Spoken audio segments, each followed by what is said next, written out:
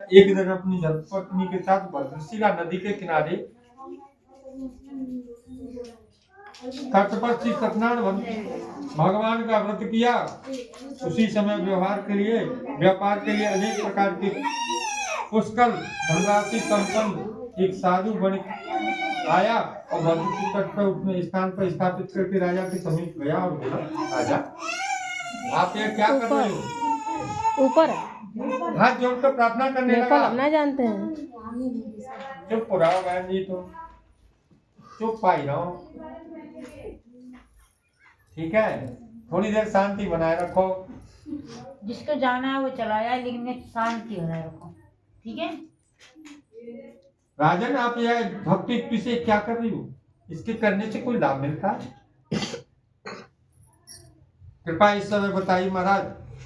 धर्म कर धन्ना घटे दास कवि। धर्म करने से धन घटता है। मासा आप गए कुंभ नहाने, एक दिन में कितनी बीघा होती है? अरे भाई, एक करोड़ की भीड़ नहीं, मैं 70 मतलब मान लीजिए 50 लाख आदमी मान लो, ज्यादा कम से कम 50 मान लो, मैं तो कम से कम बता रहा हूँ। 50 लाखों में लोगों ने जो है कहा है गंगा मैया का जल भरा होगा, तो एक ने 1 लीटर भरा होगा, एक ने 2 लीटर भरा होगा, एक ने 5 लीटर भरा होगा, कौन ने 10 लीटर, कौन ने 20 लीटर। लेकिन गंगा का वेग कम हुआ, धार कम हुई का नहीं। अगर गैया खेत में तुम जा तो धन ज्यादा पैदा हो गए। तो यानी धर्म करे धन ना घटे, कह गए दास कवि। धर्म करने से कभी धन नहीं घटता है, पूजा करने से मन शुद्धि होता है और घर में शांति बनाए से लक्ष्मी अगर चाहे तो मतलब पति को राजा बना दे, चाहे तो भिखारी बना दे। इसमें राजा तो इसलिए कि मतलब समय पर जितना खर्च करना चाहिए। और सुनार कर गई मास्टर नहीं जाकर कहा कि माँ साहब नहीं, मैंने बोल दिया है। और माँ साहब के पास एक फोन आया कि माँ साहब को पैसा नहीं आया। अब माँ साहब को शर्म लगाई तो देना तो पड़ेगा भाई, कल को पैसा है।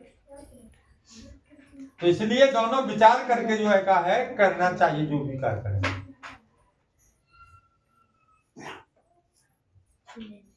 और साधु पुत्र को वाणी महाराज मेरे संतान नहीं है, क्या संतान प्राप्ति हो जाएगी? कि भगवान पे भरोसा हो तो करियो, ना भरोसा हो तो मत करिए। भगवान पे भरोसा हो तो करो, नहीं मत करो। लेकिन जो भगवान पे भरोसा करता है मासा उसका पूर्ण फल प्राप्त। उसने संकल्प लिया कि जो भी जब भी हम घर जाएंगे अपनी घरवाली को बताया जाके ऐसे ऐसे पंडित जी बता रहे थे। और वहां राजा जो है का कर रहा था, उन्होंने भी बताया कि जो है का हमारे संतान नहीं है। तो पत्नी बोली कि भगवान का भजन करूं, बताओ कि हमें सत्यनारायण का पूजन कर दो क्या? अरे इसमें क्या बुराई की बात है? भगवान का नाम लेने में कोई बुराई की बात है? आप करवा लेना, आपकी इच्छा है।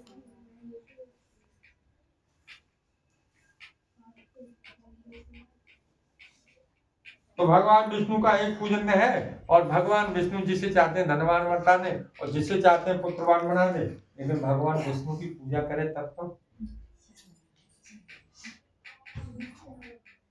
और पूजन से फल प्राप्त होता है। राजा ऐसी बात सुनकर आदमी को महाराज इसके बारे में विस्तार से हम सबको बतलाई, कथा मैं भी करूंगा जो मेरे संतान में। संकल्प लिया